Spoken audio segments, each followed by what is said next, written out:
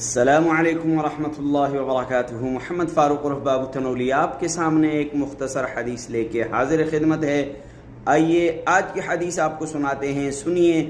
المجالس بالامانہ، حدیث کیا ہے؟ المجالس بالامانہ، کہ یہ مجلسیں جو ہیں یہ امانت ہوتی ہیں۔ اس کا مقصد یہ ہے کہ آپ اگر کسی مجلس میں بیٹھتے ہیں، وہاں جو بھی باتیں ہوتی ہیں، جو بھی وہاں گفتگو ہوتی ہے، کسی کے بارے میں گفتگو ہوتی ہے، کوئی بھی بات ہوتی ہے، تو وہ بات کیا ہوتی ہے؟ امانت ہوتی ہے۔